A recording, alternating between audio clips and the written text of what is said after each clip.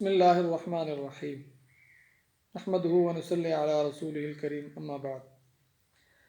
حضرت محمود غزنوی رحمۃ اللہ تعالی علیہ کے بارے میں آتا ہے، آپ نے ایک دن اپنی دربار میں موجود لوگوں سے فرمایا کہ کون ہے جو مجھے حضرت خضر علیہ السلام کی زیارت کرائے۔ آپ کے وزراء بھی موجود تھے اور باقی بھی کچھ لوگ موجود تھے۔ اس مجمع کے آخر میں ایک بزرگ تشریف فرما تھے، انہوں نے کہا جی میں آپ کو حضرت خضر علیہ السلام کی زیارت کراؤں گا، لیکن ایک شرط ہے میری۔ تو آپ نے فرمایا کیا شرط ہے؟ تو انہوں نے کہا کہ جی آپ 6 ماہ کا جو راشن ہے میرے گھر میں ڈال دیں، اور 6 ماہ جو ہے وہ چلہ کرنا پڑے گا دریا کے کنارے پر، تو میں آپ کو حضرت خضر علیہ السلام کی زیارت کرا دوں۔ تو آپ نے فرمایا ٹھیک ہے۔ تو آپ نے 6 ماہ کا راشن ان کو دے دیا، ان کے گھر پہنچا دیا۔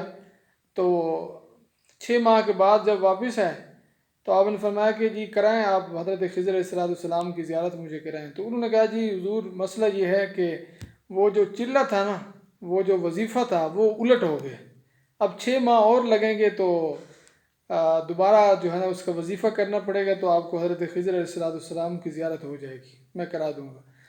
تو آپ نے فرمایا جی ٹھیک ہے۔ وہ بادشاہ تھے، انہوں نے تو صرف حکم چلانا تھا۔ آپ نے فرمایا کہ جی 6 ماہ کا جو ہے نا بابا جی کو اور راشن دے دیں۔ 6 ماہ کا راشن اور ان کے گھر میں ڈال دیا۔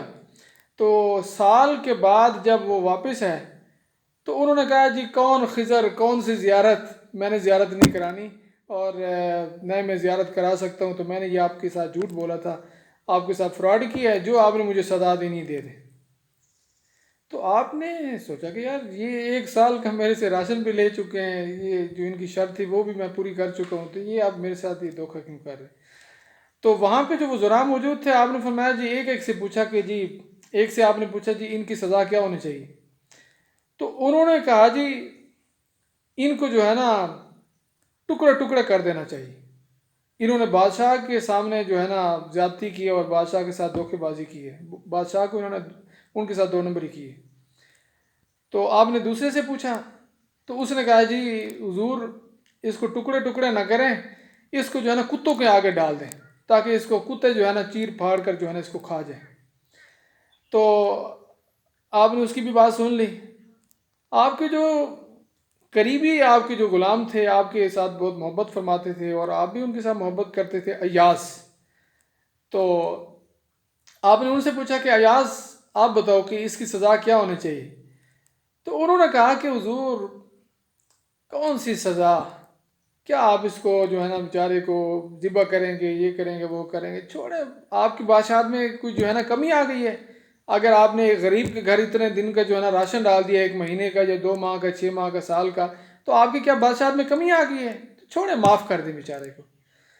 تو آپ نے فرمایا ٹھیک ہے۔ ایاز کی جو بات تھی آپ کو بہت اچھی لگی، آپ نے فرمایا ٹھیک ہے جی معاف کر دیا۔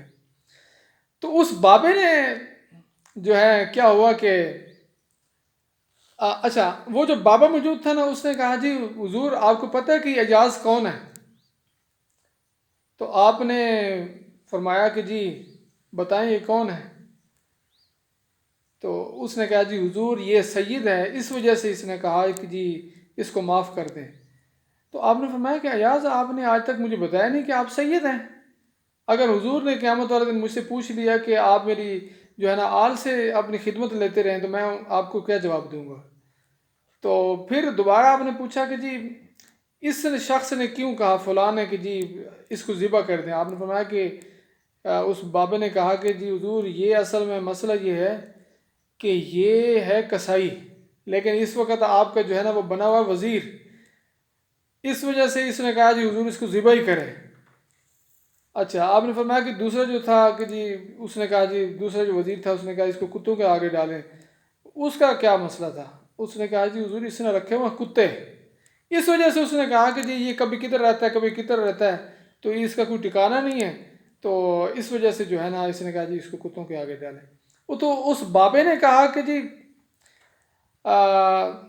ایاز نے کہا کہ حضور انہوں نے میرا پردہ آج جو ہے نا چاک کر دیا ہے، مجھے جو ہے نا آپ کے سامنے بے نقاب کر دیا کہ میں سید ہوں، تو پردہ اس کا بھی میں نے ان کا بھی رہنے نہیں دینا، حضور آپ زیارت کر لیں، یہی ہیں حضرت خضر علیہ السلام۔ اللہ تعالی ہمیں عمل صالح کی توفیق دے۔